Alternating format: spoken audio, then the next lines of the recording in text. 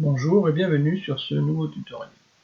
Je vais prendre le rôle d'un étudiant, dérouler le cours et vérifier les activités qui y sont proposées. L'étudiant, quand il accède à son cours, aura à lire les consignes et la présentation du module. S'il a quelques soucis, il pourra toujours utiliser un forum qui a été mis en place pour pouvoir communiquer entre les apprenants mais aussi le formateur. La première des choses, c'est de prendre en main ce tableau, ce planning, qui va nous dire quelles seront les étapes du cours. Donc ici, nous voyons qu'il y a 5 séquences, séquence 1 à 5, avec des choses à faire et des dates. La séquence 1, il suffit de cliquer sur la séquence 1, qui est la prise en main de la plateforme, avec environ 1 heure de travail à faire. Une vidéo est à disposition pour lire la première connexion, un lien internet pour aller vérifier si on a des questions sur la plateforme elle-même, et à l'issue, il y aura une classe virtuelle qui regroupera le formateur et tous les étudiants, et ils pourront communiquer en direct.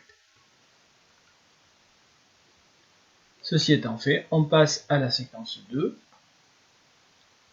où là, on va rentrer dans le travail à faire à distance et en groupe.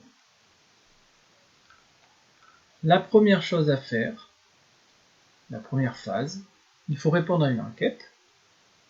Cette enquête est accessible ici. Il suffit de double-cliquer sur ou d'ouvrir dans un nouvel onglet cette fenêtre et on aura les questions auxquelles on doit répondre.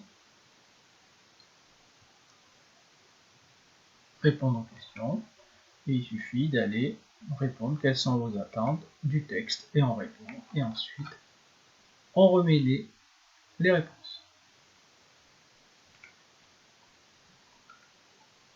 Ensuite, il faudra constituer des groupes. Pour constituer des groupes, il faudra utiliser ce petit outil qui est pareil, un outil pour constituer des groupes de façon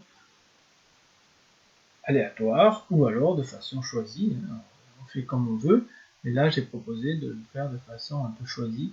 Donc la personne devra choisir son groupe. Donc ici, il y a déjà des choix qui ont été faits. Par exemple, ici, il a choisi le groupe B, donc on pourrait le supprimer et le refaire, tout simplement. On peut changer de groupe comme on veut. Voilà. Ceci étant fait, on peut commencer le travail. S'il y a un souci, on a un forum travail groupe, ça veut dire que seuls les participants qui sont dans ce groupe-là pourront voir les messages et communiquer entre eux. C'est-à-dire que les deux groupes ne pourront pas parler entre eux. Un petit chat de discussion synchrone s'ils sont là pour discuter, et ensuite les consignes de travail qui sont données par le formateur, avec des ressources. Donc là c'est une ressource, c'est un site, ça c'est du PDF, du Word, une vidéo, et à l'issue il y aura une production à rendre avant le 16 septembre. Il suffit de cliquer pareil dessus,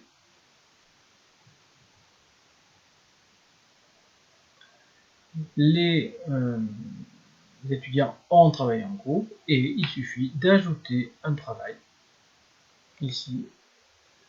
Donc ça peut être remise de fichier, un fichier Word qu'on a PDF, qu'on a dans son ordinateur, hop, on enregistre et ça s'envoie directement au formateur.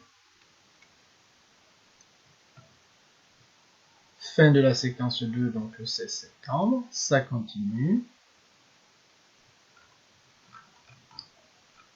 Je termine ici, je vais ici à la séquence 3, qui est un cours magistral en présentiel. Vous allez assister à un cours, donc là il n'y a rien de particulier. On est en présentiel, donc la personne se déplace. La séquence 4, c'est les travaux dirigés, en présentiel aussi. Donc l'idée ici, c'est le formateur a récupéré le recueil du début de formation et va fabriquer et animer son cours en fonction de cela. À l'issue de la journée, Nous passons dans une dernière séquence, qui est la séquence évaluation du dispositif, où là, l'étudiant aura un accès à une enquête de satisfaction.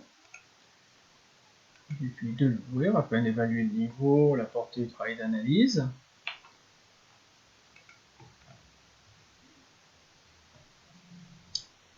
Répondre aux questions.